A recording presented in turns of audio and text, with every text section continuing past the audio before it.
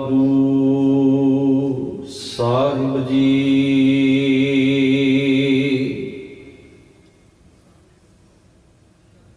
ਜਿਨ ਕੀਤੀ ਸੋ ਮੰਨਣਾ, ਕੋ ਸਾੜ ਜਿਵਾਹੇ ਸਾਲੀ,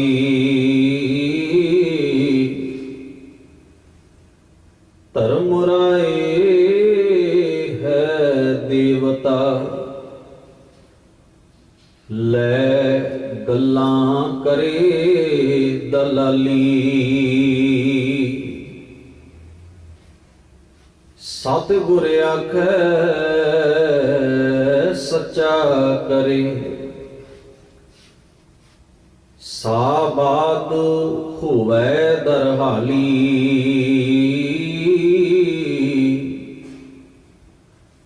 ਗੁਰ ਅੰਗਦ ਦੀ ਦੋਹੀ ਫਿਰੀ, ਸਚ ਕਰਤੈ ਬੰਦ ਬਹਾਲੀ। ਨਾਨਕ ਕਾਇਆ ਪਲਟ ਕਰ,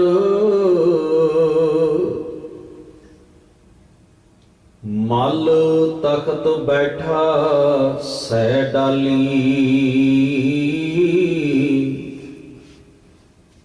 ਦਰ ਸੇਵੇ ਉਮਤ ਖੜੀ, ਮਸਕਲੈ ਹੋਏ ਜੰਗਾਲੀ। ਦਰ ਦਰਵੇਸ਼ ਖਸਮ ਦੈ, ਨਾਇ ਸਚੈ ਬਾਣੀ ਲਾਲੀ।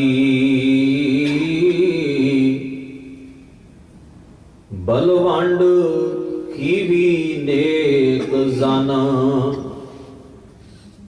ਜਿਸ ਬਹੁਤੀ ਛਾਉ ਪਤਰਾਲੀ। ਲੰਗਰ ਦੌਲਤ ਵੰਡੀਐ, ਰਸ ਅੰਮ੍ਰਿਤ ਖੀਰ ਘਿਆਲੀ। ਗੁਰ ਸਿੱਖਾਂ ਕੇ ਮੁਖ ਉਜੜੇ, ਮਨ ਮੁਖ ਥੀਏ ਪਰਾਲੀ। ਪਏ ਕਬੂਲ ਖਸਮ ਨਾਰ, ਜਾਂ ਘਾੜ ਮਰਦੀ ਘਾੜੀ। ਮਾਤਾ ਖੀਵੀ ਸ਼ੋ ਸੋਇ, ਜਿਨ ਗੋਏ ਉਠਾਲੀ। ਪਏ ਕਬੂਲ ਖਸਮ ਨਾਰ, ਜਾਂ ਘਾੜ ਮਰਦੀ ਘਾੜੀ। ਮਾਤਾ ਖੀਵੀ ਸ਼ੋ ਸੋਇ, ਜਿਨ ਗੋਏ ਉਠਾਲੀ। ਵਾਹਿਗੁਰੂ ਜੀ ਕਾ ਖਾਲਸਾ, ਵਾਹਿਗੁਰੂ ਜੀ ਕੀ ਫਤਿਹ। ਪਰਮ ਸਤਿਕਾਰਯੋਗ ਸਤਿਗੁਰੂ ਗੁਰੂ ਗ੍ਰੰਥ ਸਾਹਿਬ ਸੱਚੇ ਪਾਤਸ਼ਾਹ ਮਹਾਰਾਜ ਜੀ ਦੇ ਪਾਵਨ ਦਰਬਾਰ ਦੀਆਂ ਹਾਜ਼ਰੀਆਂ ਭਰ ਰਹੇ, ਦੂਰੋਂ ਨੇੜਿਓਂ ਚੱਲ ਕੇ ਆਏ ਗੁਰੂ ਪਿਆਰੇ, ਗੁਰੂ ਸਵਾਰੇ, ਸਤ ਸੰਗੀ ਜਨੋ, ਅਕਾਲ ਪੁਰਖ ਵਾਹਿਗੁਰੂ ਜੀ ਨੇ ਅਪਾਰ ਬਖਸ਼ਿਸ਼ ਕੀਤੀ ਹੈ। ਬੜੇ ਹੀ ਪਿਆਰ ਸਤਿਕਾਰ ਸਹਿਤ ਸਤਿਕਾਰਯੋਗ ਭਾਈ ਸਾਹਿਬ ਜੀ, ਤਿੰਨਾਂ ਦੇ ਸਮੂਹ ਜਥੇ ਨੇ ਗੁਰੂ ਮਹਾਰਾਜ ਦੀ ਅੰਮ੍ਰਿਤਮਈ ਪਾਵਨ ਬਾਣੀ ਦਾ ਕੀਰਤਨ ਆਪ ਸਰਬੱਤ ਸੰਗਤ ਨੂੰ ਸ਼ਰਵਣ ਕਰਵਾਇਆ ਹੈ।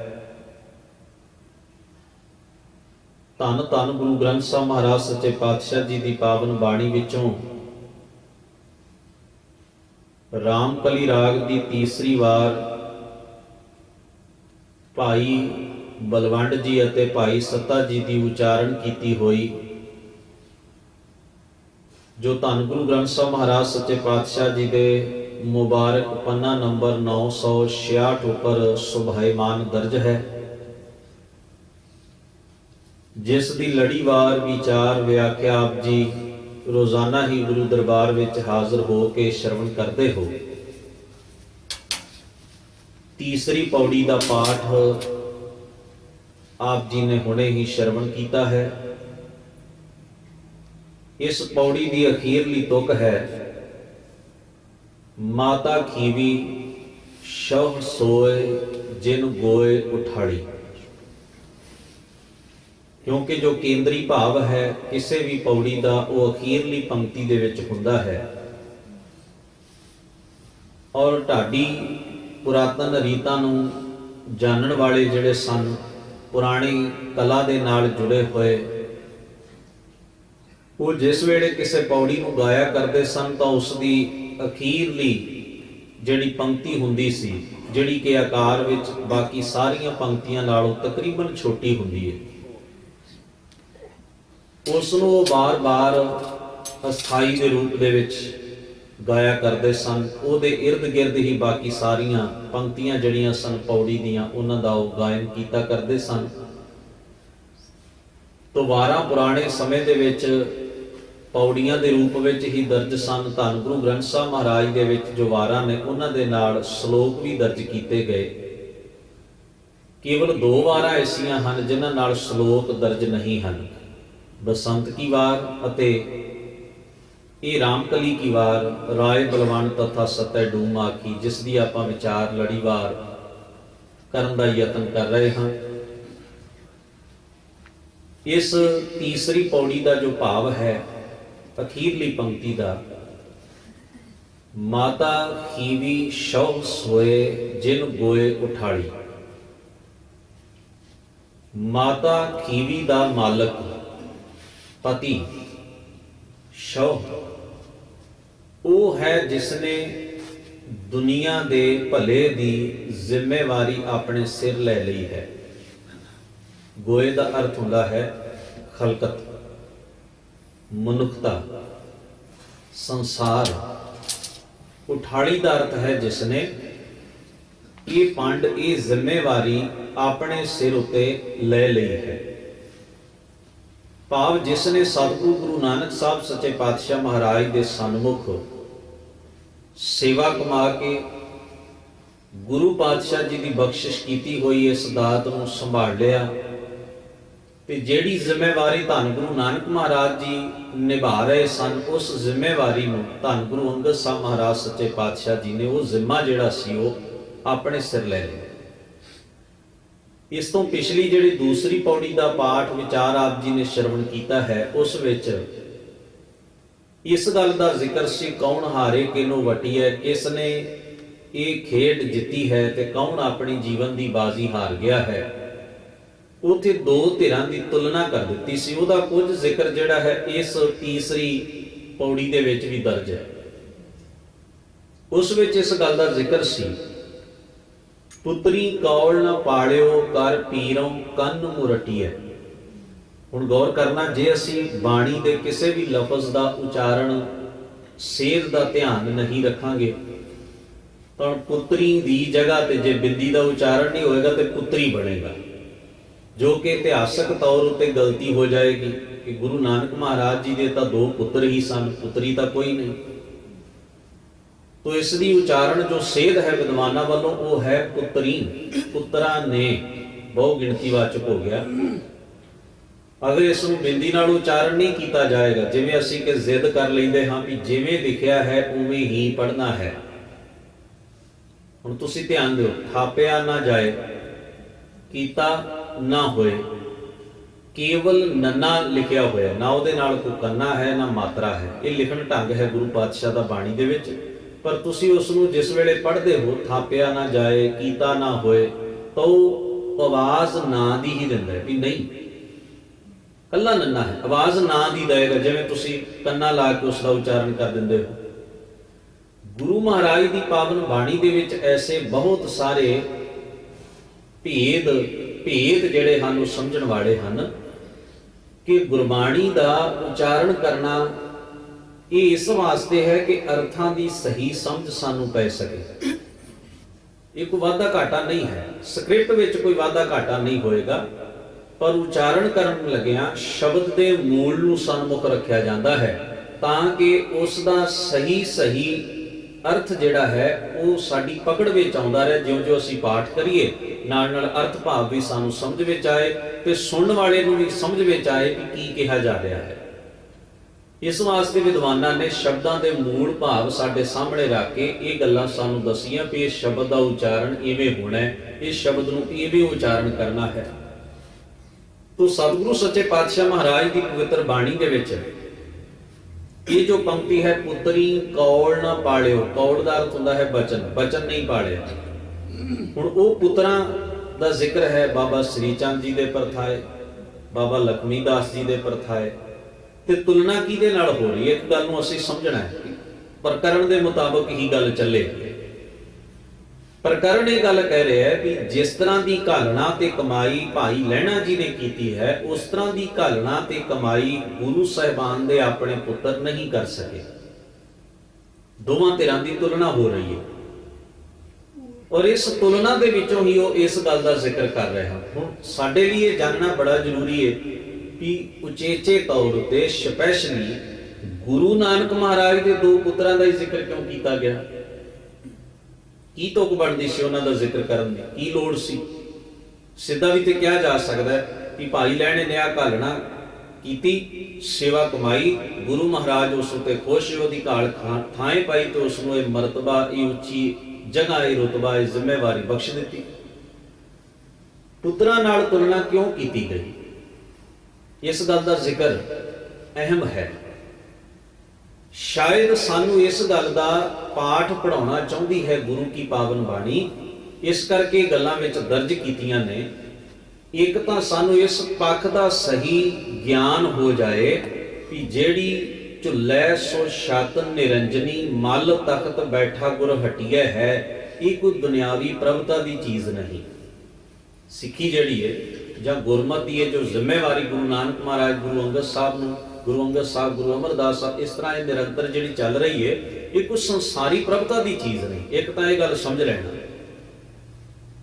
ਕਿ ਇਹ ਕੋਈ ਦੁਨੀਆ ਦੀ ਲੀਡਰੀ ਨਹੀਂ ਕਿ ਜਿਸ ਜਗ੍ਹਾ ਦੇ ਉੱਤੇ ਇਹ ਇੱਕ ਲੀਡਰ ਥਾਪ ਦਿੱਤਾ ਗਿਆ ਉਹ ਤੁਹਾਨੂੰ ਲੀਡ ਕਰੇਗਾ, ਉਹ ਮਾਣ ਚਾਹੁੰਦਾ ਹੈ, ਸਤਿਕਾਰ ਚਾਹੁੰਦਾ ਹੈ, ਵਡਿਆਈ ਚਾਹੁੰਦਾ, ਨਹੀਂ।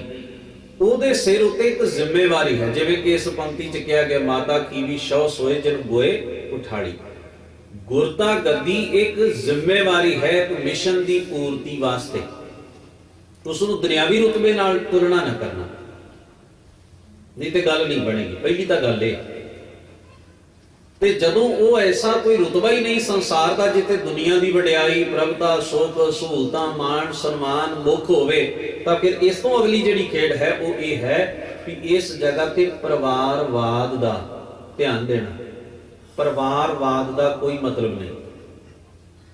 ਇੱਥੇ ਉਹੀ ਉਸੇ ਦੀ ਮਹੱਤਤਾ ਹੈ ਜਿਹੜਾ ਗੁਰਮਤ ਨੂੰ ਕਮਾ ਰਿਹਾ ਹੈ, ਜਿਹੜਾ ਗੁਰਮਤ ਨੂੰ ਜੀ ਰਿਹਾ ਹੈ। ਭਾਵ ਗੁਰੂ ਸਾਹਿਬ ਜੀ ਨੇ ਇਸ ਗੱਲ ਦਾ ਜ਼ਿਕਰ ਕੀਤਾ ਹੈ ਕਿ ਪਰਿਵਾਰਵਾਦ ਦੀ ਜਾਂ ਕੁਲਵਾਦ ਦੀ ਵਿਚਾਰਧਾਰਾ ਨੂੰ ਗੁਰਮਤ ਦੇ ਅਸੂਲ ਉੱਤੇ ਹਾਵੀ ਨਹੀਂ ਕੀਤਾ ਜਾ ਸਕਦਾ। ਗੁਰਮਤ ਦਾ ਜਿਹੜਾ ਗਾਡੀ ਰਾਹ ਹੈ, ਇੱਥੇ ਉਸੇ ਦੀ ਮਹੱਤਤਾ ਜਿਹੜਾ ਗੁਰੂ ਨੂੰ ਜੀ ਰਿਹਾ। ਜਿਵੇਂ ਆ ਬਾਣੀ ਦੇ ਵਿੱਚੋਂ ਵੀ ਇਹ ਪੰਕਤੀਆਂ ਪੜ੍ਹਦੇ ਹੋ, ਸੋ ਸਿੱਖ ਸਕਾ ਬੰਧਪ ਹੈ ਭਾਈ, ਜੇ ਗੁਰ ਕੇ ਭਾਣੇ ਵਿੱਚ ਆਵੇ। ਆਪਣੇ ਭਾਣੇ ਜੋ ਚੱਲੇ ਭਾਈ, ਵਿਛੜ ਚੋਟਾਂ ਖਾਵੇ। ਭਾਵ ਗੁਰੂ ਨਾਲ ਸੰਬੰਧ ਕਿਸ ਦਾ? ਜਿਹੜਾ ਗੁਰਮਤ ਨੂੰ ਜੀਣ ਵਾਲਾ, ਜਿਹੜਾ ਗੁਰੂ ਨੂੰ ਜੀਣ ਵਾਲਾ। ਇਹਦਾ ਕੋਈ ਮਤਲਬ ਨਹੀਂ ਮੈਂ ਗੁਰੂ ਨਾਨਕ ਦੀ ਕੁਲ ਵਿੱਚੋਂ ਹਾਂ, ਮੈਂ ਗੁਰੂ ਅੰਗਦ ਸਾਹਿਬ ਦੀ ਕੁਲ ਵਿੱਚੋਂ ਹਾਂ, ਮੈਂ ਗੁਰੂ ਅਮਰਦਾਸ ਸਾਹਿਬ ਦੇ। ਇਹਨਾਂ ਗੱਲਾਂ ਦਾ ਕੋਈ ਮਤਲਬ ਨਹੀਂ। ਸਿੱਖੀ ਦੇ ਮੰਡਲ ਦੇ ਵਿੱਚ ਇਹ ਗੱਲਾਂ ਵੱਡੀਆਂ ਨਹੀਂ ਹਨ। ਸਿੱਖੀ ਦੇ ਮੰਡਲ ਦੇ ਵਿੱਚ ਇਸ ਗੱਲ ਦਾ ਮੁੱਲ ਹੈ ਕਿ ਭਾਈ ਤੂੰ ਗੁਰਮਤ ਨੂੰ ਜੀ ਰਿਹਾ ਹੈ ਤਾਂ ਤੂੰ ਗੁਰੂ ਨਾਨਕ ਦਾ ਆਪਣਾ ਹੈ। ਜੇ ਤੂੰ ਨਹੀਂ ਜੀ ਰਿਹਾ, ਭਾਵੇਂ ਤੂੰ ਲੱਖ ਦਾਵਾ ਕਰੇ ਮੈਂ ਫਲਾਣੇ ਦੇ ਪਰਿਵਾਰ ਨਾਲ ਸੰਬੰਧ ਰੱਖਦਾ ਹਾਂ, ਮੇਰੀ ਕੁਲ ਫਲਾਨੀ ਹੈ, ਮੇਰਾ ਖਾਨਦਾਨ ਫਲਾਨਾ ਹੈ, ਮੈਂ ਫਲਾਣੇ ਗੁਰੂ ਸਾਹਿਬਾਨ ਦੀ ਅੰਸ਼ ਬੰਸ ਹਾਂ ਜਾਂ ਫਲਾਣੇ ਗੁਰਸਿੱਖ ਦੀ ਅੰਸ਼ ਬੰਸ ਹਾਂ, ਕੀ ਮਤਲਬ ਹੈ ਇਸ ਗੱਲ ਦਾ? ਕਿਉਂਕਿ ਸਿੱਖੀ 'ਚ ਕੁਲ ਪ੍ਰਧਾਨ ਨਹੀਂ ਹੈ, ਖਾਨਦਾਨ ਪ੍ਰਧਾਨ ਨਹੀਂ ਹੈ, ਪਰਿਵਾਰਵਾਦ ਪ੍ਰਧਾਨ ਨਹੀਂ ਹੈ। ਗੁਰਮਤ ਵਿੱਚ ਗੁਰੂ ਦਾ ਆਖਿਆ ਹੋਇਆ ਪ੍ਰਧਾਨ ਹੈ। ਜਿਸ ਨੇ ਉਸ ਨੂੰ ਪਕੜ ਲਿਆ, ਉਸ ਨੂੰ ਜੀ ਲਿਆ, ਉਹ ਗੁਰੂ ਦਾ ਹੋ ਗਿਆ।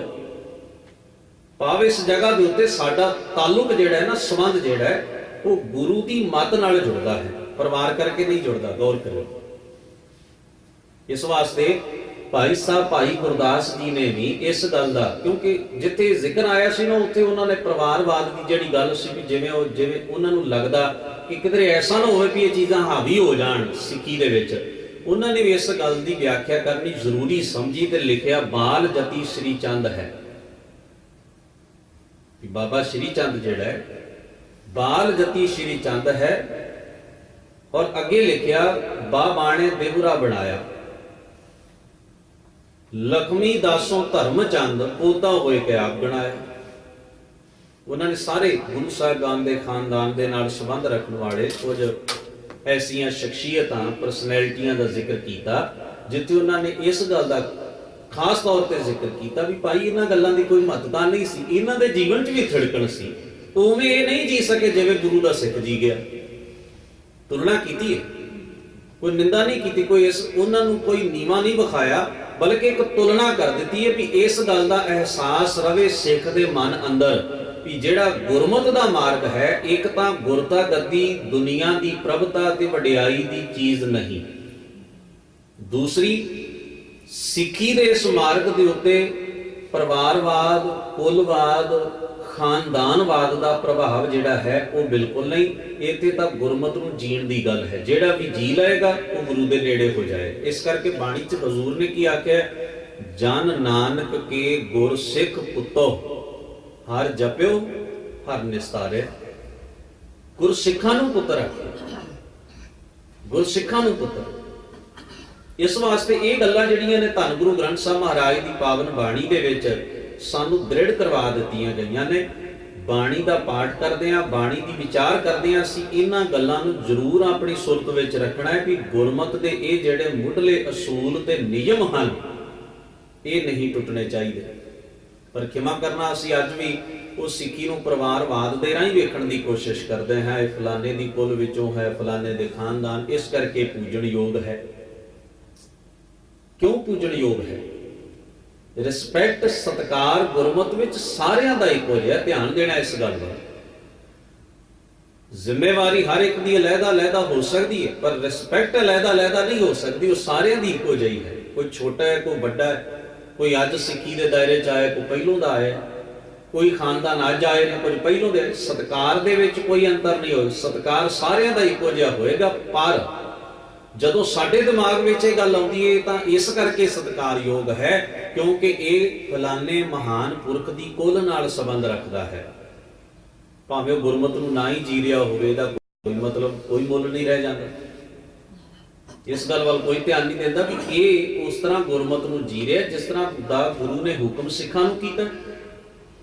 ਉਹ ਨਹੀਂ ਵੀ ਜੀ ਰਿਹਾ ਤਾਂ ਵੀ ਅਸੀਂ ਉਸ ਦੀ ਇਸ ਕਰਕੇ ਮਾਨਤਾ ਤੇ ਪੂਜਾ ਵਾਲੇ ਪਾਸੇ ਤੁਰ ਪਏ ਹਾਂ ਕਿਉਂਕਿ ਉਹ ਕਿਸੇ ਵਿਸ਼ੇਸ਼ ਖਾਨਦਾਨ ਨਾਲ ਸੰਬੰਧ ਰੱਖਦਾ ਹੈ। ਉਹ ਬੇਦੀ ਹੈ, ਉਹ ਸੋਢੀ ਹੈ, ਉਹ ਭੱਲਾ ਹੈ, ਉਹ ਤੇੜ ਹੈ। ਇਸ ਤਰ੍ਹਾਂ ਦੇ ਭਰਮ ਅੱਜ ਵੀ ਸਾਡੇ ਮਨਾਂ ਅੰਦਰ ਭਰੇ ਪਏ ਨੇ। ਤੇ ਤੀਸਰੀ ਗੱਲ ਇਹ ਦ੍ਰਿੜ ਕਰਵਾਈਏ ਕਿ ਵੇਖਣਾ ਕਿਤੇ ਇਸ ਖੂਨ ਦੇ ਸੰਬੰਧਾਂ ਕਰਕੇ ਕਿਤੇ ਬੰਦੇ ਪੂਜਣਾ ਬਣ ਜਾਣਾ, ਮਨੁੱਖ ਦੀ ਪੂਜਾ ਦੇ ਵਿੱਚ ਨਾ ਉਲਝ ਜਾਣਾ ਵੀ ਇਹ ਉੱਤਮ ਖਾਨਦਾਨ ਹੈ, ਇਹ ਕੁਲੀਨ ਖਾਨਦਾਨ ਹੈ, ਇਹ ਉੱਚੀ ਕੁਲ ਹੈ, ਇਹ ਕਿਸੇ ਮਹਾਨ ਪੁਰਖ ਦੇ ਖਾਨਦਾਨ ਵਿੱਚ ਪੈਦਾ ਹੋਇਆ, ਤੁਸੀਂ ਇਸ ਕਰਕੇ ਉਹਦੀ ਪੂਜਾ ਹੀ ਸ਼ੁਰੂ ਕਰ ਦਿਓ। ਜਿਹੜੀ ਚੀਜ਼ ਤੋਂ ਤੁਹਾਨੂੰ ਰੋਕਿਆ ਗਿਆ ਕਿ ਸ਼ਬਦ ਗੁਰੂ ਦੇ ਸਿਧਾਂਤ ਨੂੰ ਤੁਸੀਂ ਪ੍ਰਣਾਏ ਜਾਣਾ ਹੈ, ਤੁਸੀਂ ਸਰੀਰ ਦੀ ਪੂਜਾ ਦੇ ਪਿੱਛੇ ਨਹੀਂ ਪੈਣਾ। ਇਸ ਗੱਲ ਦਾ ਜ਼ਿਕਰ ਸਾਨੂੰ ਇਹਨਾਂ ਪੰਕਤੀਆਂ ਦੇ ਵਿੱਚ, ਵੈਸੇ ਤੁਲਨਾ ਕਰਨ ਦਾ ਭਾਵ ਹੀ ਇਹ ਸੀ, ਵੈਸੇ ਕੋਈ ਜ਼ਰੂਰਤ ਨਾ ਵੀ ਹੁੰਦੀ, ਪਰ ਇਹ ਗੱਲਾਂ ਦ੍ਰਿੜ ਕਰਾਉਣੀਆਂ ਸਾਨੂੰ ਗੁਰੂ ਪਾਤਸ਼ਾਹ ਨੇ ਸਾਨੂੰ ਵੀ ਇਹਨਾਂ ਚੀਜ਼ਾਂ ਦਾ ਤੁਸੀਂ ਸੁਚੇਤ ਹੋ ਕੇ ਧਿਆਨ ਦਿਓ, ਨਹੀਂ ਤਾਂ ਕਿਸੇ ਲੁਕਵੇਂ ਢੰਗ ਦੇ ਨਾਲ ਸਰੀਰਾਂ ਤੇ ਖਾਨਦਾਨਾਂ ਤੇ ਪਰਿਵਾਰਾਂ ਦੀ ਪੂਜਾ ਜਿਹੜੀ ਉਹ ਸਿੱਖੀ ਦੇ ਸਿਧਾਂਤ ਉੱਤੇ ਹਾਵੀ ਹੋ ਜਾਏਗੀ। ਅਗਰ ਐਸਾ ਹੋ ਗਿਆ, ਜੇ ਤੁਸੀਂ ਇਸ ਅਲਾਮਤ ਤੋਂ ਨਾ ਬਚ ਸਕੇ ਤਾਂ ਸਿੱਖੀ ਦੇ ਸਿਧਾਂਤ ਤੋਂ ਬਹੁਤ ਦੂਰ ਚਲੇ ਜਾਓਗੇ ਤੇ ਉਹਨਾਂ ਹੀ ਚੀਜ਼ਾਂ 'ਚ ਤੁਸੀਂ ਗਰਕ ਹੋ ਜਾਓਗੇ ਜਿੱਥੇ ਪਹਿਲਾਂ ਦੁਨੀਆ ਪਰ ਉਲਝੀ ਹੋਈ ਹੈ। ਹੁਣੇ ਅਸੀਂ ਸਿੱਖਾਂ ਨੇ ਆਪਣੇ ਮਨਾਂ ਅੰਦਰ ਝਾਤ ਮਾਰ ਕੇ ਵੇਖਣੀ ਹੈ ਕਿ ਕੀ ਸਾਡੇ ਸਿੱਖੀ ਦੇ ਦਾਇਰੇ ਦੇ ਵਿੱਚ, ਸਿੱਖ ਸਮਾਜ ਦੇ ਵਿੱਚ ਕਿਧਰੇ ਇਹ ਮੁਸ਼ਕਲਾਂ ਮੌਜੂਦ ਤੇ ਨਹੀਂ ਜਿਨ੍ਹਾਂ ਤੋਂ ਗੁਰੂ ਮਹਾਰਾਜ ਨੇ ਸਾਨੂੰ ਸੁਚੇਤ ਕੀਤਾ ਹੈ। ਧੰਨ ਧੰਨ ਸਤਿਗੁਰੂ ਗੁਰੂ ਗ੍ਰੰਥ ਸਾਹਿਬ ਮਹਾਰਾਜ ਜੀ ਦਾ ਇੱਕੋ ਹੀ ਆਸ਼ਾ ਹੈ, ਸਾਨੂੰ ਸਾਰਿਆਂ ਨੂੰ ਨਿਰੰਕਾਰ ਦੇ ਲੜ ਲਾ ਕੇ ਏਕ ਪਿਤਾ ਏਕਸ ਕੇ ਹਮ ਬਾਰਕ ਤੂੰ ਮੇਰਾ ਗੁਰ ਹੈ। ਅਸੀਂ ਇਸ ਤਰ੍ਹਾਂ ਇਸ ਇਨਸਾਨ ਨੂੰ ਵੇਖੀਏ ਵੀ ਹਰ ਇਨਸਾਨ ਇੱਕ ਬਰਾਬਰ ਦਾ ਸਤਿਕਾਰ ਰੱਖਦਾ ਹੈ ਤੇ ਹਰ ਇੱਕ ਇਨਸਾਨ ਨੂੰ ਦੂਸਰੇ ਇਨਸਾਨ ਦੀ ਮਦਦ ਤੇ ਸੇਵਾ ਲਈ ਯਤਨਸ਼ੀਲ ਰਹਿਣਾ ਚਾਹੀਦਾ ਹੈ, ਪਰ ਇਨਸਾਨ ਨੂੰ ਇਨਸਾਨ ਦਾ ਗੁਲਾਮ ਤੇ ਪੁਜਾਰੀ ਨਹੀਂ ਬਣਨਾ ਚਾਹੀਦਾ। ਸਤਿਗੁਰ ਸਾਹਿਬ ਛੱਡ ਕੇ ਮਨਮੁਖ ਹੋਏ ਬੰਦੇ ਦਾ ਬੰਦਾ, ਭਾਈ ਗੁਰਦਾਸ ਜੀ ਲਿਖਦੇ ਨੇ। ਤੋ ਇਸ ਵਾਸਤੇ ਸੁਚੇਤ ਕੀਤਾ, ਤੁਲਨਾ ਕੀਤੀ ਕਿ ਦੋਵਾਂ ਦੇ ਵਿੱਚੋਂ ਗੁਰਮਤਿ ਦੀ ਘਾਲਣਾ ਕਿਸ ਨੇ ਘਾਲੀ ਹੈ? ਭਾਈ ਲਹਿਣਾ ਜੀ। ਇਸ ਗੱਲ ਦਾ ਜ਼ਿਕਰ ਕਰਦਿਆਂ ਉਹਨਾਂ ਨੇ ਆਖਿਆ ਵੀ ਜਿਨ ਆਖੀ ਸੋਈ ਕਰੇ, ਜਿਨ ਕੀਤੀ ਤਿਨੈ ਥਟੀ ਹੈ, ਕੌਣ ਹਾਰੇ ਕਿਨ ਉਵਟੀ ਹੈ। ਧੰਨ ਧੰਨ ਸਤਿਗੁਰੂ ਗੁਰੂ ਨਾਨਕ ਮਹਾਰਾਜ ਸੱਚੇ ਪਾਤਸ਼ਾਹ ਜੀ ਦੇ ਦੋਨੋਂ ਪੁੱਤਰ। ਵੈਸੇ ਮੈਂ ਇੱਕ ਬੇਨਤੀ ਕਰਦੇ ਹਾਂ, ਸਾਡੇ 'ਚ ਜਿੰਨੀਆਂ ਪ੍ਰੋਬਲਮ ਆਈਆਂ ਨੇ ਨਾ, ਉਹ ਆਪਣੇ ਇਤਿਹਾਸ ਨੂੰ ਨਾ ਸੰਭਾਲਣ ਕਰਕੇ ਤੇ ਬਾਣੀ ਨੂੰ ਸਹੀ ਢੰਗ ਨਾਲ ਨਾ ਸਮਝਣ ਕਰਕੇ ਸਾਡੇ 'ਚ ਆਈਆਂ ਨੇ, ਕਿਉਂਕਿ ਅਸੀਂ ਤਸਵੀਰਾਂ ਦੇ ਉੱਤੇ ਬਹੁਤ ਜ਼ਿਆਦਾ ਲੋੜ ਤੋਂ ਵੱਧ ਹੀ ਵਿਸ਼ਵਾਸ ਕਰ ਲਿਆ। ਸਿੱਖੀ ਦੇ ਦਾਇਰੇ ਦੇ ਵਿੱਚ ਜਿਹੜੀ ਤਸਵੀਰ ਬਾਬਾ ਸ਼੍ਰੀ ਚੰਦ ਦੀ ਬਣਾ ਕੇ ਦੂਸਰੀਆਂ ਧਿਰਾਂ ਨੇ ਸਾਡੇ 'ਚ ਪਲਾਂਟ ਕੀਤੀ, ਤੁਸੀਂ ਉਹਦੇ ਵੱਲ ਵੇਖ ਵੇਖ ਕੇ ਹੀ ਹਤਾਸ਼ ਹੋਈ ਜਾ ਰਹੇ ਹੋ। ਕਿੱਡੀ ਹੈਰਾਨੀ ਦੀ ਗੱਲ ਹੈ। ਫਿਰ ਉਹੋ ਜਿਹੀਆਂ ਸਾਖੀਆਂ ਪਲਾਂਟ ਕੀਤੀਆਂ ਗਈਆਂ। ਨਿਰਮਲੇ ਅਤੇ ਉਦਾਸੀ ਲੇਖਕ ਸੱਜਣਾ ਦੇ ਰਾਹੀਂ ਉਹ ਚੀਜ਼ਾਂ ਜਿਹੜੀਆਂ ਸਨ ਹੌਲੀ ਹੌਲੀ ਹੌਲੀ ਹੌਲੀ ਸਾਡੇ ਦਾਇਰੇ ਦੇ ਵਿੱਚ ਲਿਆ ਕੇ ਫਿੱਟ ਕੀਤੀਆਂ। ਮੈਂ ਇਸ ਗੱਲ ਤੋਂ ਇਨਕਾਰੀ ਨਹੀਂ ਹਾਂ। ਧੰਨ ਗੁਰੂ ਗ੍ਰੰਥ ਸਾਹਿਬ ਜੀ ਦੀ ਬਾਣੀ ਵੀ ਵੈਸੇ ਕਹਿੰਦੀ ਹੈ ਵੀ ਕੋਈ ਇਥੋਂ ਤੱਕ ਚਲਿਆ ਜਾਏ ਵੀ ਗੁਰੂ ਸਾਹਿਬਾਨ ਦਾ ਨਿੰਦਕ ਹੋ ਜਾਏ ਤੇ ਨਿੰਦਾ ਕਰਨ ਤੋਂ ਬਾਅਦ ਜੇ ਉਸ ਨੂੰ ਆਪਣੇ ਗੁਨਾਹ ਦਾ ਅਹਿਸਾਸ ਹੁੰਦਾ, ਗੁਰੂ ਦੀ ਸ਼ਰਨ ਆ ਜਾਂਦਾ ਹੈ, ਤੌਬਾ ਕਰ ਲੈਂਦਾ ਹੈ। ਆਪਣੇ ਸ਼ਰਨ ਆਉਣ ਦਾ ਮਤਲਬ ਆਪਣੇ ਪਹਿਲੇ ਗੁਨਾਹ ਤੋਂ ਤੌਬਾ ਕਰਨ ਵੀ ਅੱਜ ਤੋਂ ਨਹੀਂ ਕਰਨੀ। ਇਹ ਤਬਦੀਲੀ ਦਾ ਰਸਤਾ ਇਹੋ ਹੀ ਹੁੰਦਾ ਹੈ ਨਾ। ਵੈਸੇ ਮੇਰੇ ਵਰਗਾ ਇਨਸਾਨ ਰੋਜ਼ ਆ ਕੇ ਆਖੇ ਮਹਾਰਾਜ ਗਲਤੀ ਹੋ ਗਈ, ਕਰੇ ਫਿਰ ਉਹ ਹੀ ਗਲਤੀ, ਫਿਰ ਉਹ ਹੀ ਕਰੇ। ਇਹ ਸ਼ਰਨ ਆਉਣਾ ਨਹੀਂ। ਸ਼ਰਨ ਆਉਣ ਦਾ ਮਤਲਬ ਹੈ ਤੌਬਾ ਕਰ ਲਈ ਵੀ ਸੱਚੇ ਪਾਤਸ਼ਾਹ ਮੇਰੇ ਕੋਲੋਂ ਭੁੱਲ ਹੋਈ, ਮੈਂ ਅੱਜ ਤੋਂ ਬਾਅਦ ਆਹ ਗਲਤੀ ਘੱਟੋ ਘੱਟ ਦੀ ਅਹਿਸਾਸ ਕਰ ਲਿਆ। ਉਹ ਸਮਝੋ ਗੁਰੂ ਦੀ ਸ਼ਰਨ ਆ ਗਿਆ। ਜੇ ਉਹ ਇਸ ਤਰ੍ਹਾਂ ਗੁਰੂ ਦੀ ਸ਼ਰਨ ਪੈ ਜਾਂਦਾ ਹੈ, ਪਿਛਲੇ ਗੁਨਾਹ ਤੋਂ ਤੌਬਾ ਕਰ ਲੈਂਦਾ ਹੈ, ਤਾਂ ਗੁਰੂ ਉਸ ਨੂੰ ਆਪਣੀ ਸੰਗਤ ਨਾਲ ਅਭੇਦ ਕਰ ਲੈਂਦਾ ਹੈ, ਰਲਾ ਲੈਂਦਾ ਹੈ। ਉਹਨੂੰ ਵੱਖਰੀ ਨਜ਼ਰ ਨਾਲ ਨਹੀਂ ਵੇਖਿਆ ਜਾਂਦਾ ਵੀ ਇਹ ਗਲਤ ਸੀ, ਇਹ ਮਾੜਾ ਸੀ। ਅਸੀਂ ਇੱਕ ਦੂਜੇ ਨੂੰ ਕਈ ਵਾਰ ਕਹਿੰਦੇ ਨੇ, ਉਹ ਮੈਂ ਤੈਨੂੰ ਜਾਣਦਾ, ਤੂੰ 10 ਸਾਲ ਪਹਿਲਾਂ ਕੀ ਕਰਦਾ ਸੀ। ਕਮਾਲ ਦੀ ਗੱਲ ਹੈ, ਜਿਹੜੀ ਚੀਜ਼ ਉਹ ਬੰਦਾ 10 ਸਾਲ ਪਹਿਲਾਂ ਛੱਡ ਚੁੱਕਿਆ ਹੈ, ਤੁਸੀਂ ਉਹਨੂੰ ਚੁੱਕੀ ਬੈਠੇ ਹੋ। ਤੁਹਾਡੀ ਕੀ ਜ਼ਿੰਮੇਵਾਰੀ ਹੈ? ਉਹ ਤੇ ਛੱਡ ਚੁੱਕਿਆ, ਤੁਸੀਂ ਚੁੱਕੀ ਬੈਠੇ ਹੋ। ਇਹਦਾ ਮਤਲਬ ਉਹ ਤੇ ਛੱਡਣਾ ਚਾਹੁੰਦਾ, ਤੁਸੀਂ ਨਹੀਂ ਉਹਨੂੰ ਛੱਡਣ ਦੇਣਾ। ਉਹਨੂੰ ਚੇਤਾ ਕਰਾਉਂਦੇ ਰਹਿਣਾ ਕਿ ਤੂੰ 10 ਸਾਲ ਪਹਿਲਾਂ ਐਵੇਂ ਦਾ ਸੀ। ਯਾਨੀ ਕਿ ਸਾਡੀਆਂ ਇਲਜ਼ਾਮਬਾਜ਼ੀਆਂ ਹੁੰਦੀਆਂ ਨੇ। ਜਦੋਂ ਮੈਂ ਗੁਨਾਹ ਤੋਂ ਤੌਬਾ ਕਰ ਹੀ ਲਈ, ਜਦੋਂ ਮੈਂ ਉਸ ਨੂੰ ਛੱਡ ਹੀ ਦਿੱਤਾ, ਜਦੋਂ ਮੈਂ ਕਮਿਟਮੈਂਟ ਕਰ ਹੀ ਲਈ ਕਿ ਮੈਂ ਉਸ ਨੂੰ ਅੱਜ ਤੋਂ ਬਾਅਦ ਰਿਪੀਟ ਨਹੀਂ ਕਰਨਾ ਤੇ ਕੀਤਾ ਵੀ ਨਹੀਂ, ਜਦੋਂ ਮੈਂ ਛੱਡ ਦਿੱਤਾ ਤੇ ਪਿਆਰਿਓ, ਫਿਰ ਤੁਸੀਂ ਉਹਦਾ ਭਾਰ ਕਾਹਨੂੰ ਚੁੱਕਣਾ? ਤੁਸੀਂ ਵੀ ਛੱਡ ਦਿਓ, ਤਾਂ ਹੀ ਗੱਲ ਬਣੇਗੀ ਨਾ।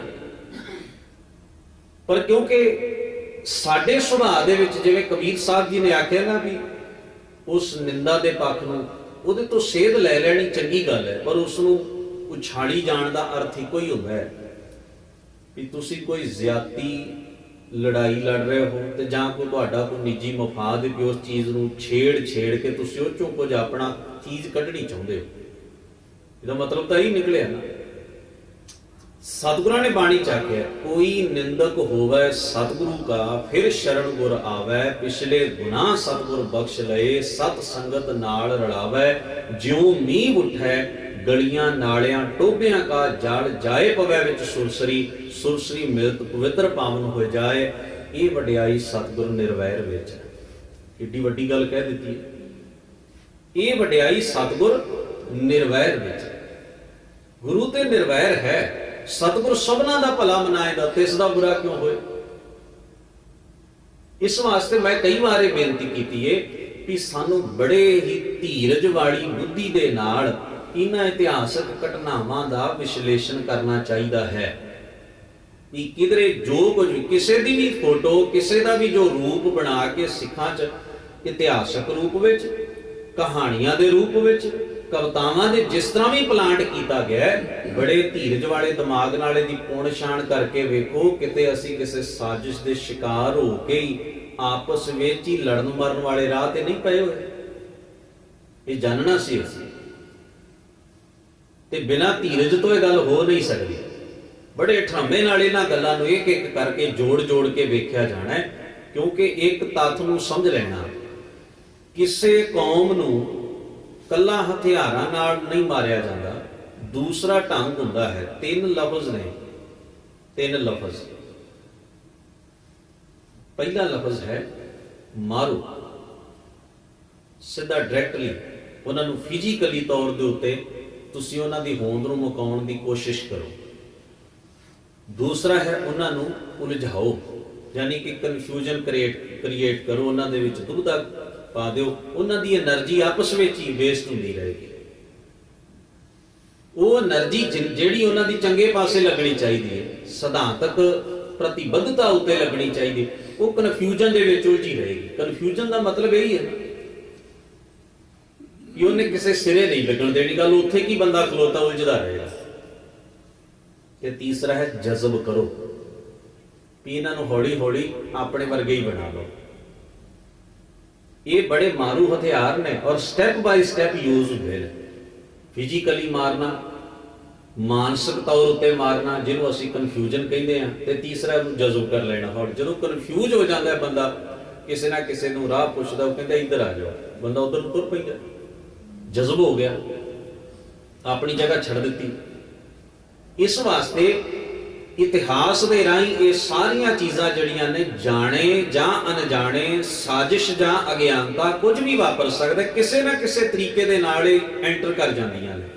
ਇਹ ਹਰ ਕੌਮ ਨਾਲ ਦੁਖਾਂਤ ਵਾਪਰਦਾ, ਔਰ ਸਾਡੇ ਨਾਲ ਤਾਂ ਬਹੁਤ ਬਿਹਤਰ ਵਾਪਰਿਆ।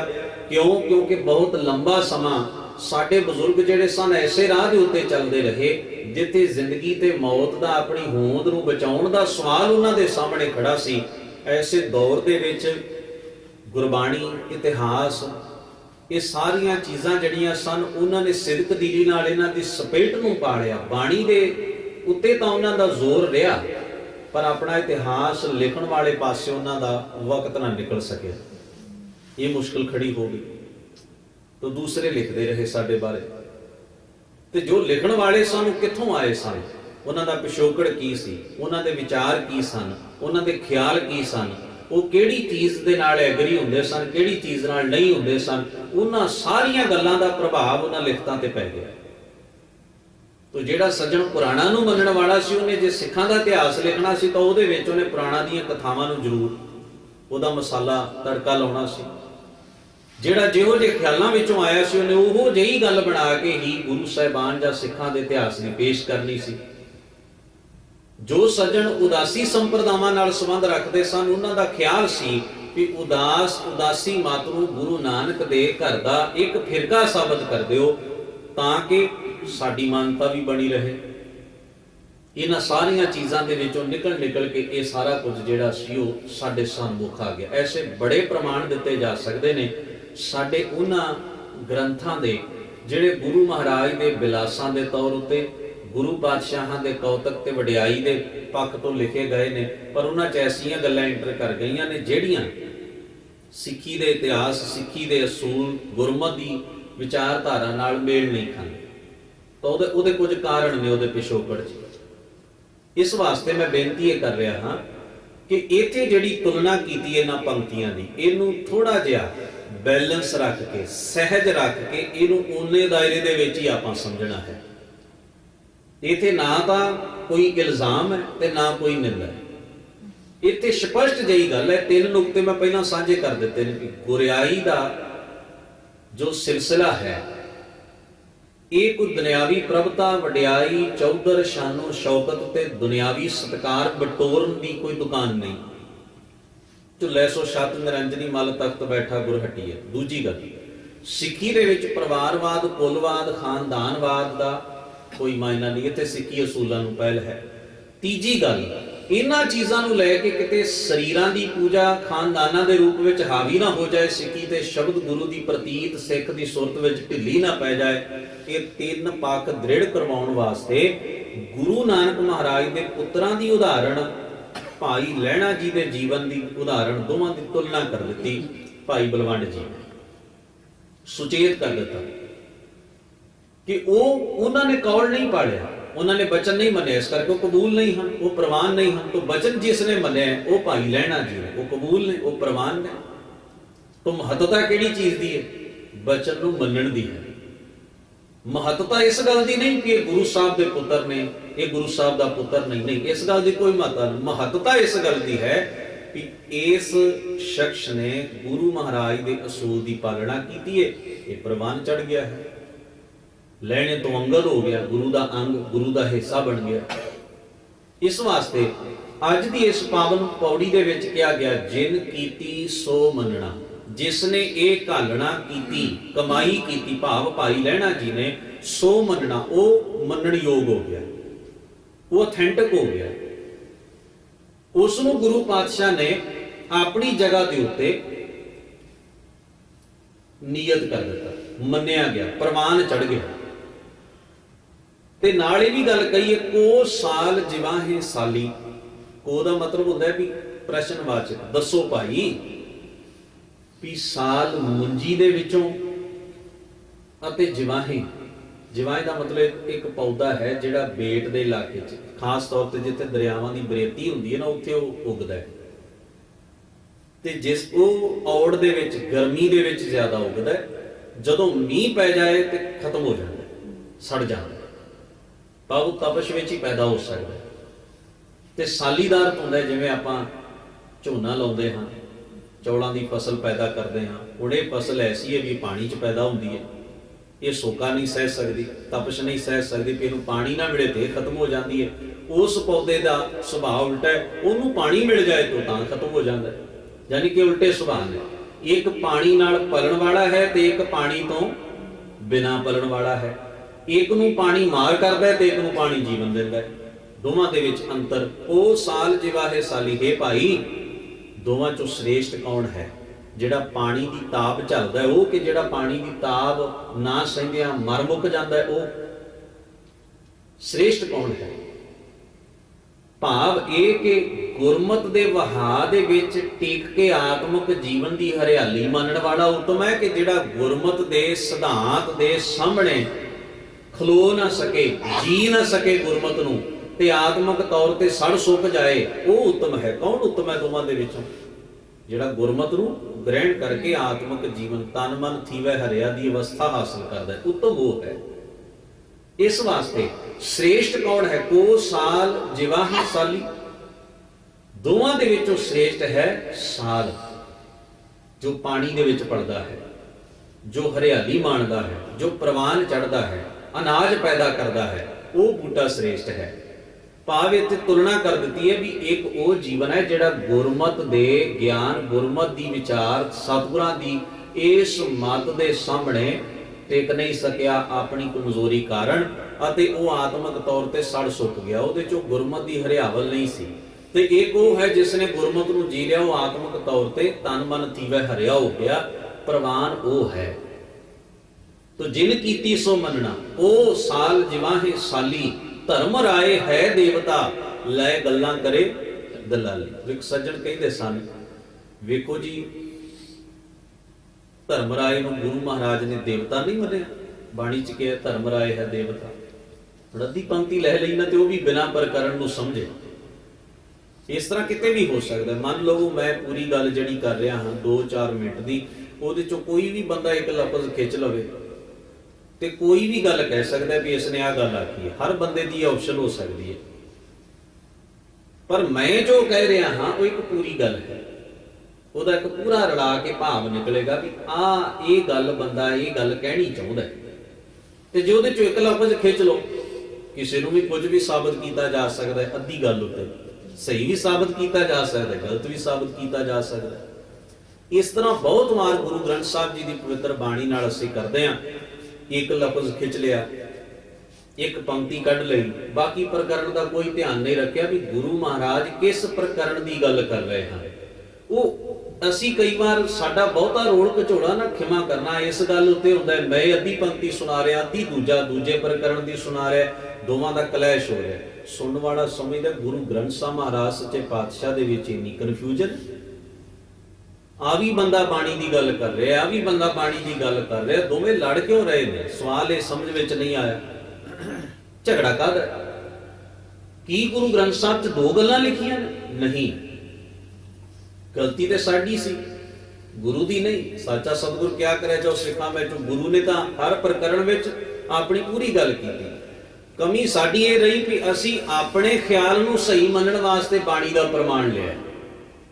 ਬਾਣੀ ਦੀ ਗੱਲ ਅਸੀਂ ਇਸ ਕਰਕੇ ਨਹੀਂ ਕਰ ਰਹੇ ਬਹੁਤੀ ਵਾਰ ਵੀ ਅਸੀਂ ਗੁਰੂ ਗ੍ਰੰਥ ਸਾਹਿਬ ਮਹਾਰਾਜ ਕੀ ਕਹਿੰਦੇ ਨੇ, ਇਸ ਕਰਕੇ ਅਸੀਂ ਆਪਣੀ ਗੱਲ ਨੂੰ ਚੁੱਕਣਾ ਚਾਹੁੰਦੇ ਆ ਤੇ ਉਹਦੇ ਵਾਸਤੇ ਹੈਲਪ ਕਿਹਦੀ ਲੈ ਰਹੇ ਆ? ਗੁਰੂ ਗ੍ਰੰਥ ਸਾਹਿਬ ਦੀ। ਫਰਕ ਹੈ ਨਾ, ਵੇਖੋ।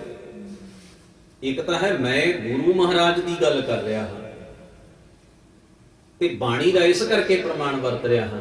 ਇੱਕ ਹੈ ਮੈਂ ਆਪਣੇ ਮਨ ਦੇ ਖਿਆਲ ਜਾਂ ਜੋ ਮੈਂ ਆਲੇ ਦੁਆਲੇ ਸੁਣਿਆ ਉਹਨੂੰ ਸਹੀ ਮਨਵਾਉਣਾ ਚਾਹੁੰਦਾ ਤੁਹਾਡੇ ਕੋਲੋਂ, ਇਸ ਵਾਸਤੇ ਗੁਰੂ ਗ੍ਰੰਥ ਸਾਹਿਬ ਮਹਾਰਾਜ ਦੀ ਬਾਣੀ ਦਾ ਕੋਈ ਪ੍ਰਮਾਣ ਲੈ ਲੈਂਦਾ ਹਾਂ। ਉੱਥੇ ਮੈਂ ਗੁਰਬਾਣੀ ਨੂੰ ਮਿਸਯੂਜ਼ ਕਰ ਰਿਹਾ। ਤੇ ਇਸ ਤਰ੍ਹਾਂ ਕਈ ਵਾਰ ਅੱਧੇ ਅਸੀਂ ਖਿਆਲ ਲੈ ਕੇ ਨਾ, ਅੱਧੀ ਪੰਕਤੀ, ਤਾਂ ਉਹਦਾ ਅਨਰਥ ਕਰਕੇ ਅਗਲੇ ਨੂੰ ਚੁੱਪ ਕਰਾਉਣਾ ਚਾਹੁੰਦੇ ਵੀ ਮੈਨੂੰ ਪਤਾ ਹੈ ਵੀ ਗੁਰੂ ਗ੍ਰੰਥ ਸਾਹਿਬ ਦੇ ਵਿੱਚ ਲਿਖਿਆ, ਜਾਨੀ ਕਿ ਜੋ ਮੇਰੇ ਖਿਆਲ ਨੇ ਉਹ ਗੁਰੂ ਗ੍ਰੰਥ ਸਾਹਿਬ 'ਚ ਵੀ ਲਿਖਿਆ। ਧਰਮ ਰਾਏ ਹੈ ਦੇਵਤਾ, ਲੈ ਗੱਲਾਂ ਕਰੇ ਦਲਾਲੀ। ਧਰਮ ਰਾਏ, ਧਰਮਰਾਜ ਵਰਗੇ ਸ਼ਬਦ ਜਿਹੜੇ ਨੇ ਭਾਰਤੀ ਕਲਚਰ ਦੇ ਵਿੱਚ ਔਰ ਲਿਖਤਾਂ ਦੇ ਵਿੱਚ ਸਦੀਆਂ ਤੋਂ ਹਿੱਸਾ ਬਣੇ ਚੱਲੇ ਆ ਗਏ। ਧਰਮ ਰਾਏ ਦਾ ਅਰਥ ਹੁੰਦਾ ਹੈ ਧਰਮ ਦਾ ਰਾਜਾ, ਧਰਮ ਦਾ ਰਾਜ ਕਰਨ ਵਾਲਾ। ਤੇ ਇਹ ਸ਼ਬਦ ਇਸ ਜਗ੍ਹਾ ਦੇ ਉੱਤੇ ਵਰਤਿਆ ਹੈ ਧੰਨ ਗੁਰੂ ਅੰਗਦ ਸਾਹਿਬ ਮਹਾਰਾਜ ਵਾਸਤੇ ਵੀ ਉਹ ਧਰਮ ਦੇ ਰਾਜਾ ਬਣ ਗਏ ਹਨ। ਭਾਵ ਧਰਮ ਦੀ ਜ਼ਿੰਮੇਵਾਰੀ ਉਹਨਾਂ ਦੇ ਹੱਥ ਆ ਗਈ ਹੈ।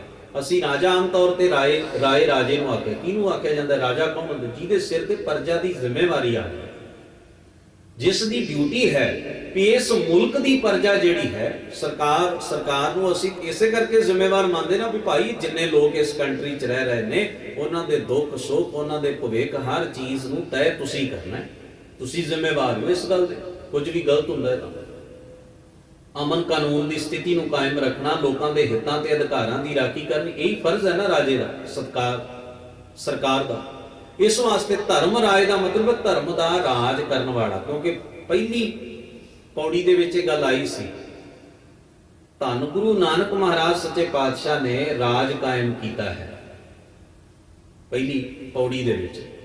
ਕਿਉਂਕਿ ਲੜੀਵਾਰ ਬਾਣੀ, ਇਸ ਕਰਕੇ ਮੈਂ ਅੱਗੋਂ ਪਿੱਛੋਂ ਪ੍ਰਮਾਣ ਵੀ ਨਾਲ ਸਾਂਝੇ ਕਰ ਰਿਹਾ ਵੀ ਸਾਰੀ ਬਾਣੀ ਇੱਕ ਸੂਤਰ ਵਿੱਚ ਪਰੋਈ ਹੋਈ, ਜਿਸ ਵਿੱਚ ਇਸ ਗੱਲ ਦਾ ਜ਼ਿਕਰ ਸੀ ਕਿ ਧੰਨ ਗੁਰੂ ਨਾਨਕ ਸਾਹਿਬ ਸੱਚੇ ਪਾਤਸ਼ਾਹ ਨੇ ਨਾਨਕ ਰਾਜ ਚਲਾਇਆ, ਸੱਚ ਕੋਟ ਸਤਾਣੀ ਨੀਮ ਲੈ।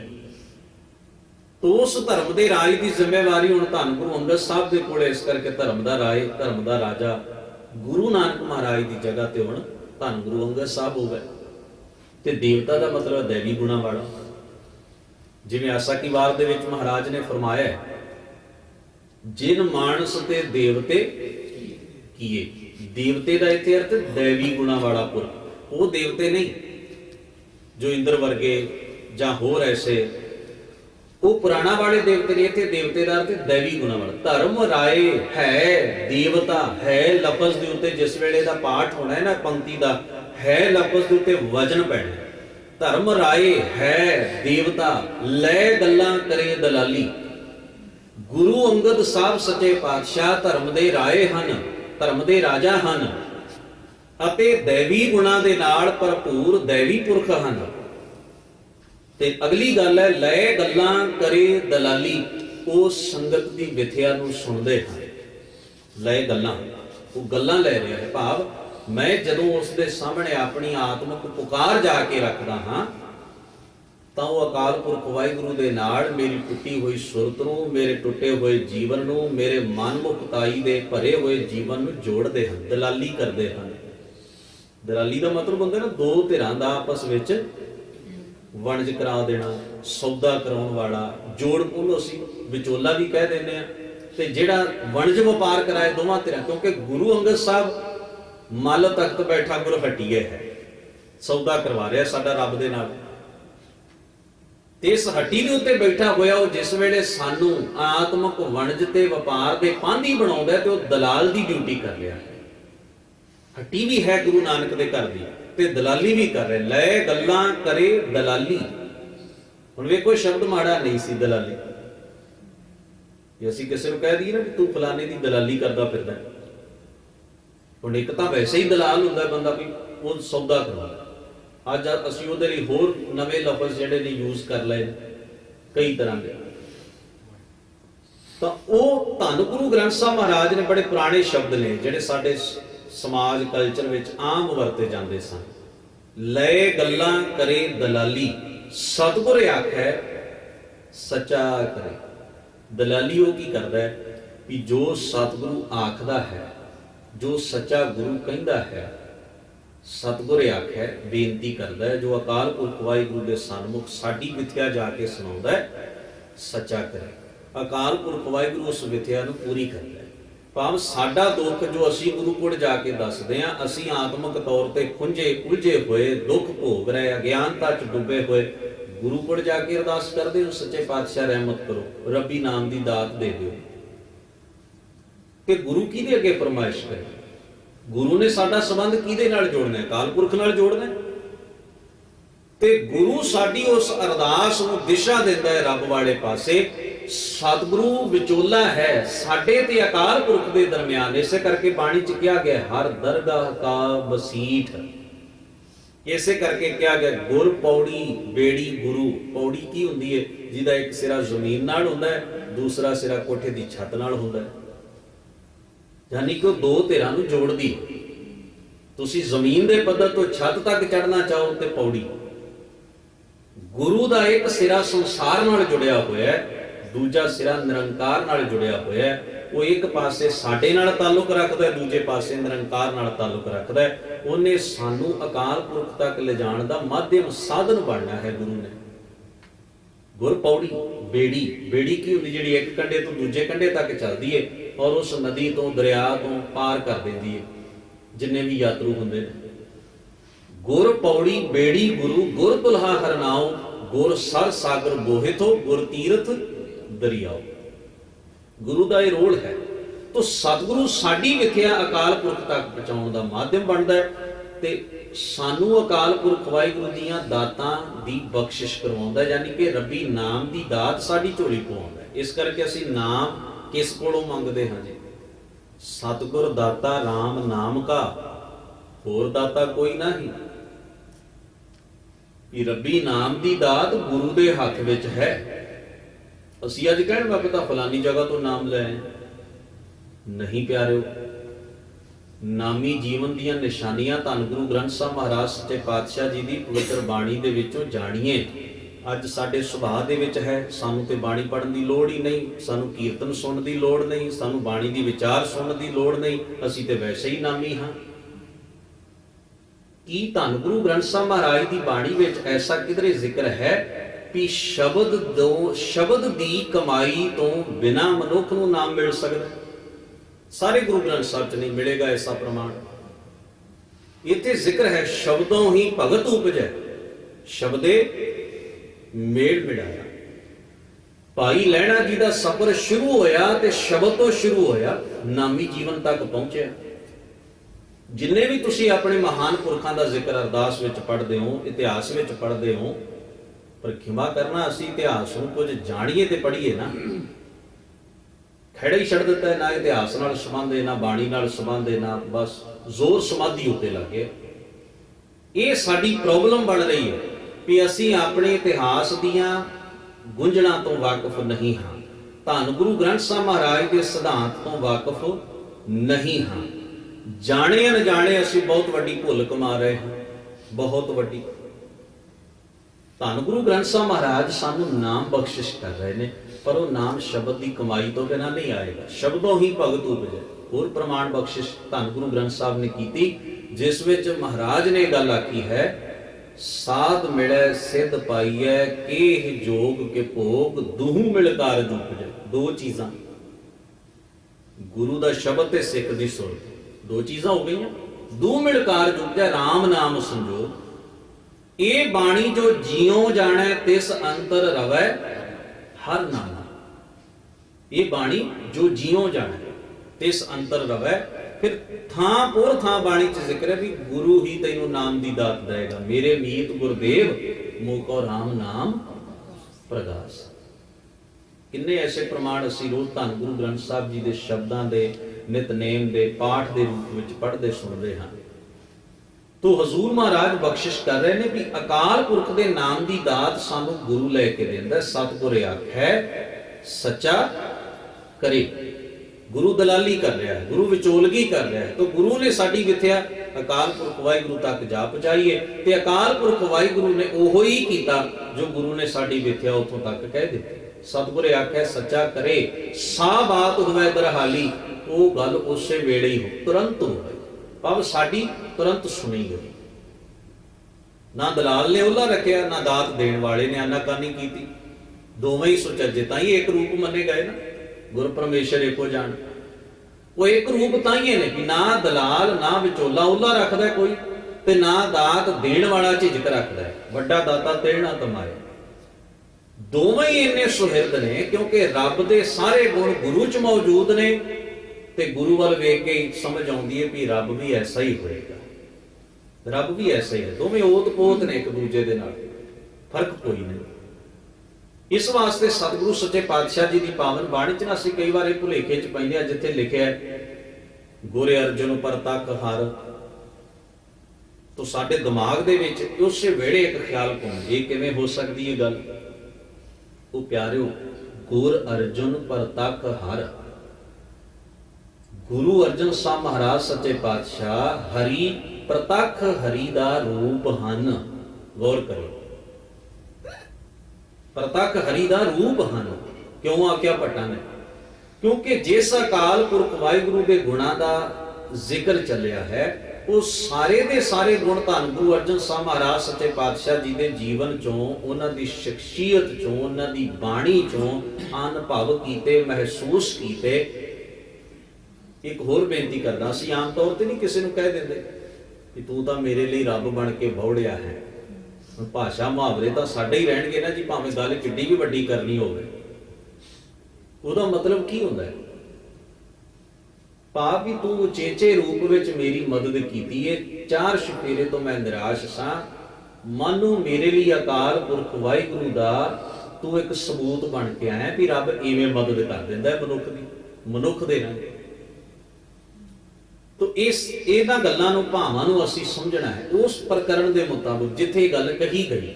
ਤੋ ਸਤਿਗੁਰੂ ਸੱਚੇ ਪਾਤਸ਼ਾਹ ਮਹਾਰਾਜ ਕਹਿੰਦੇ ਨੇ, ਗੁਰ ਅੰਗਦ ਦੀ ਦੋਹੀ ਫਿਰੀ। ਧੰਨ ਗੁਰੂ ਅੰਗਦ ਸਾਹਿਬ ਮਹਾਰਾਜ ਦੀ ਦੋਹੀ ਵਡਿਆਈ ਦੀ ਧੁੰਮ ਫਿਰ ਗਈ ਸਾਰੇ ਜਗਤ ਵਿੱਚ। ਸੱਚ ਕਰਤਾ ਹੈ, ਸੱਚੇ ਨੇ, ਕਰਤੇ ਅਕਾਲ ਪੁਰਖ ਨੇ, ਆਪ ਇਹ ਵਡਿਆਈ ਬੰਦ ਬਹਾਲੀ, ਇਹ ਵਿਧੀ ਆਪ ਰਚੀ ਤੇ ਉਹਨਾਂ ਦੀ ਵਡਿਆਈ ਆਪ ਸਥਾਪਿਤ ਕੀਤੀ ਧੰਨ ਗੁਰੂ ਅੰਗਦ ਸਾਹਿਬ ਮਹਾਰਾਜ ਦੀ।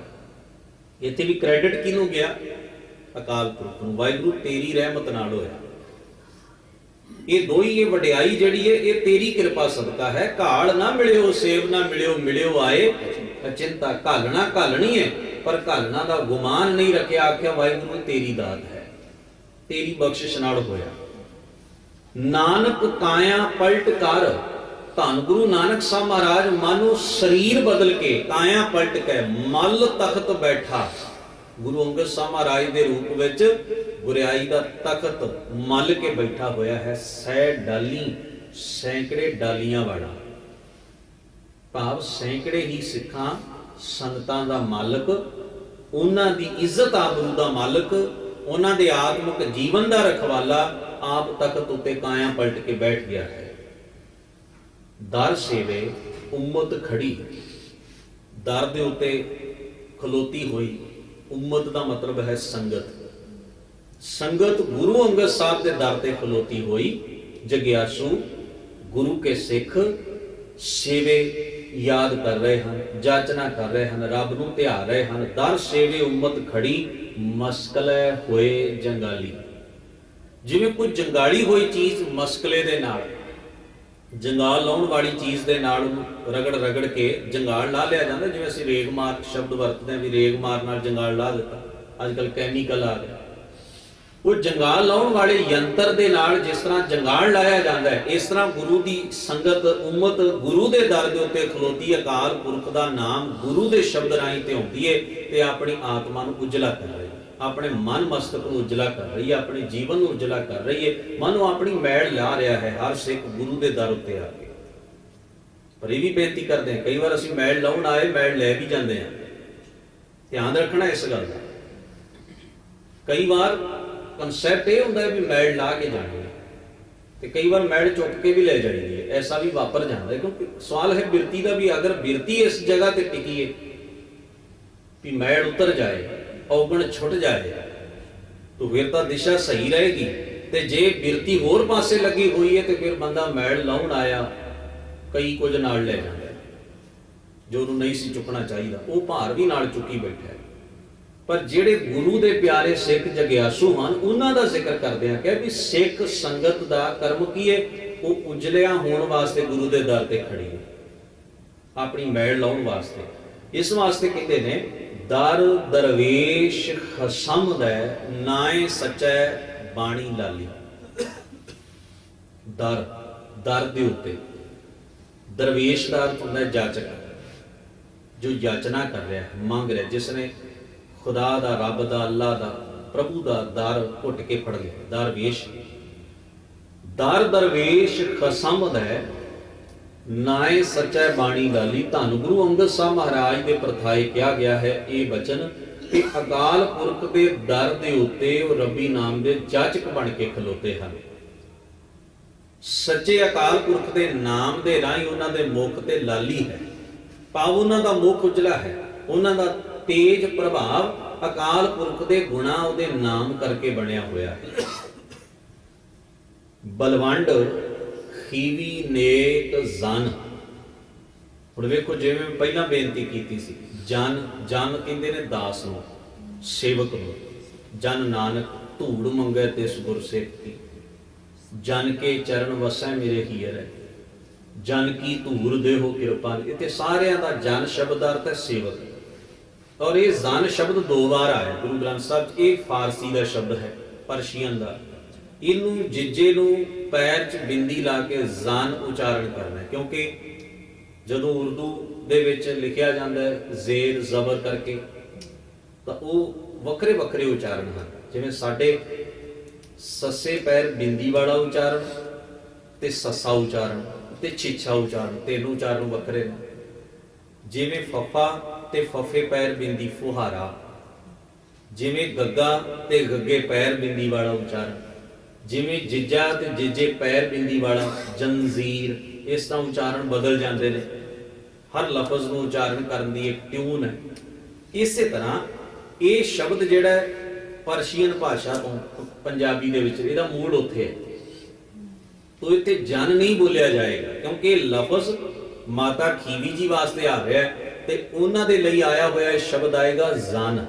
ਦੂਸਰੀ ਵਾਰ ਇਹ ਸ਼ਬਦ ਆਇਆ ਤਿਲੰਗ ਰਾਗ ਦੇ ਸ਼ਬਦ ਦੇ ਵਿੱਚ, ਇਹ ਲਫ਼ਜ਼ ਉੱਥੇ ਆ ਜਨ ਪਿਸ਼ਰ ਪਦਰ ਬਿਰਾਦਰਾਂ ਕਸ ਨੇਸ ਦਸਤੰਗੀਰ ਆਖਿਰ ਵੀ ਅਫਤਮ ਕਸ਼ਨਾਦਾਰ ਚੂ ਸ਼ਬਦ ਤਕਬੀਰ ਸ਼ਬ ਰੋਜ਼ ਗਸਤਮ ਦਰ ਹਵਾ ਕਰ ਦੇਮ ਬਦੀ ਖਿਆਲ ਗਾਹੇ ਨਾ ਨੇਕੀ ਕਾਰ ਕਰਨਾ ਮਮਈ ਚਿਨੀ ਹਵਾਲ। ਉਹ ਸਾਰੇ ਸ਼ਬਦ ਦੀ ਜਿਹੜੇ ਬਹੁਤੇ ਲਫ਼ਜ਼ ਉਹਦੇ ਵਿੱਚ ਨੇ ਉਹ ਫਾਰਸੀ ਦੇ। ਧੰਨ ਗੁਰੂ ਨਾਨਕ ਸਾਹਿਬ ਸੱਚੇ ਪਾਤਸ਼ਾਹ ਮਹਾਰਾਜ ਕਿਉਂਕਿ ਐਸੀਆਂ ਜਗ੍ਹਾ ਤੇ ਵੀ ਗਏ ਔਰ ਉਹਨਾਂ ਨੇ ਬਚਪਨ ਦੇ ਵਿੱਚ ਕੁਤਬਦੀਨ ਮੌਲਵੀ ਜਿਹੜਾ ਸੀ ਹਜ਼ੂਰ ਮਹਾਰਾਜ ਸੱਚੇ ਪਾਤਸ਼ਾਹ ਨੂੰ ਸੰਸਾਰ ਦੀ ਇਹ ਵਿਦਿਆ ਜਿਹੜੀ ਸੀ ਫਾਰਸੀ, ਇਹ ਉਸ ਵੇਲੇ ਦੀ ਰਾਜ ਭਾਸ਼ਾ ਹੁੰਦੀ ਸੀ।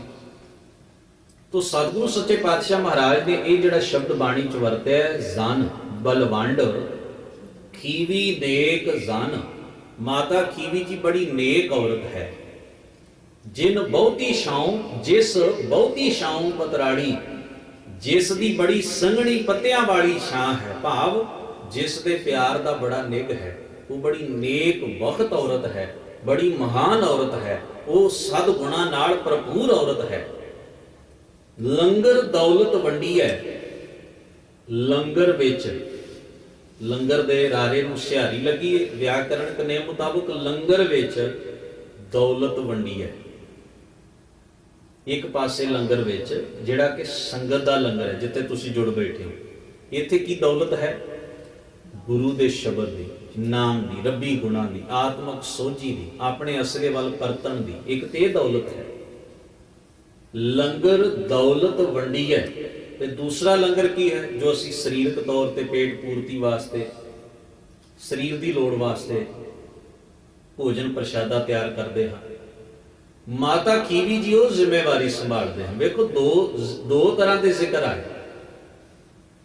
ਇੱਕ ਤਾਂ ਪਹਿਲਾਂ ਆਪਾਂ ਪੜ੍ਹ ਲਿਆ ਨਾ, ਲੰਗਰ ਚੱਲੈ ਗੁਰ ਸ਼ਬਦ ਹਰ, ਤੋਟ ਨਾ ਆਵੀ ਖਟੀਐ।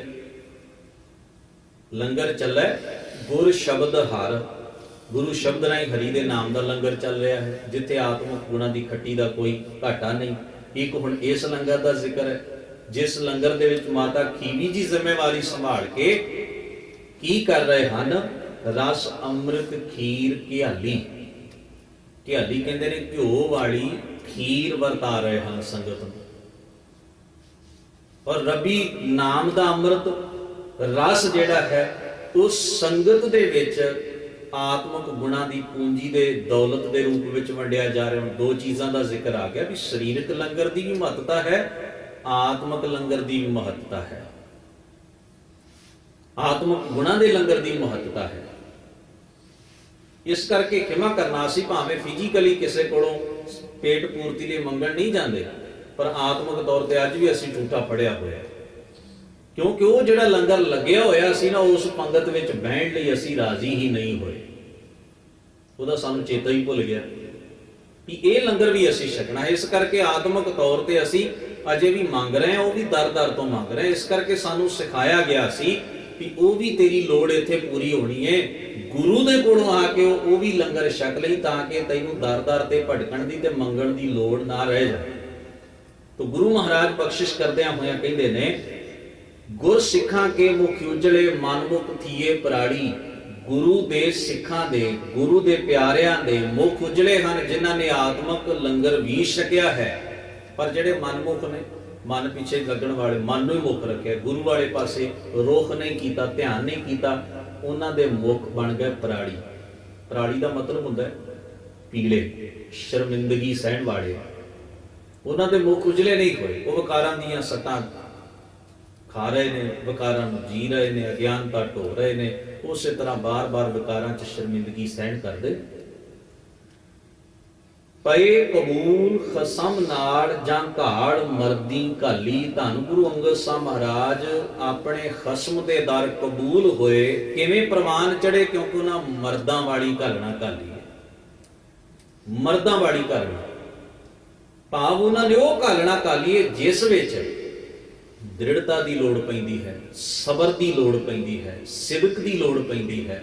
ਉਹ ਜਿਹੜੇ ਗੁਣਾਂ ਦੇ ਨਾਲ ਇਹ ਘਾਲਣਾ ਕੀਤੀ ਜਾਂਦੀ ਹੈ, ਉਹ ਉਹਨਾਂ ਨੇ ਹੌਸਲਾ ਰੱਖ ਕੇ ਦ੍ਰਿੜਤਾ ਨਾਲ, ਇਮਾਨਦਾਰੀ ਦੇ ਨਾਲ ਔਰ ਰੈਗੂਲਰ ਕੰਟੀਨਿਊ ਗੁਰੂ ਦੇ ਮਾਰਗ ਦੇ ਉੱਤੇ ਤੁਰਦਿਆਂ ਹੋਏ ਮਰਦਾਂ ਵਾਲੀ ਜਿਹੜੀ ਘਾਲਣਾ ਘਾਲੀ, ਉਹ ਇਸ ਕਰਕੇ ਕਬੂਲ ਹੋ ਗਏ। ਮਾਤਾ ਖੀਵੀ ਸ਼ਵ ਸੋਏ ਜਿਨ ਗੋਏ ਉਠਾੜੀ।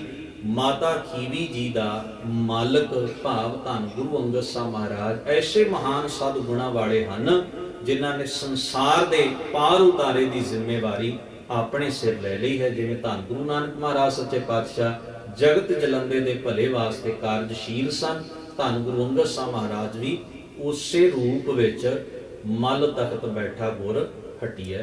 ਗਰੀਬ ਨਵਾਜ ਸੱਚੇ ਪਾਤਸ਼ਾਹ ਕਿਰਪਾ ਰਹਿਮਤ ਕਰਨ, ਇਸ ਪਵਿੱਤਰ ਵਾਕ ਬਚਨ ਦਾ ਭਾਵ ਸਾਡੇ ਮਨਾਂ ਵਿੱਚ ਵਸ ਜਾਏ, ਅਸੀਂ ਇਸ ਨੂੰ ਜੀ ਸਕੀਏ, ਮਾਣ ਸਕੀਏ। ਹੋਈਆਂ ਭੁੱਲਾਂ ਚੁੱਕਾਂ ਦੀ ਖਿਮਾ ਧੰਨ ਗੁਰੂ ਗ੍ਰੰਥ ਸਾਹਿਬ ਮਹਾਰਾਜ ਸੱਚੇ ਪਾਤਸ਼ਾਹ ਜੀ ਬਖਸ਼ਿਸ਼ ਕਰਨ। ਸਭਨਾਂ ਦਾ ਬਹੁਤ ਬਹੁਤ ਧੰਨਵਾਦ। ਬੜੇ ਅਦਬ ਸਹਿਤ ਗੁਰੂ ਫਤਿਹ ਪ੍ਰਵਾਨ ਕਰੋ। ਵਾਹਿਗੁਰੂ ਜੀ ਕਾ ਖਾਲਸਾ, ਵਾਹਿਗੁਰੂ ਜੀ ਕੀ ਫਤਿਹ।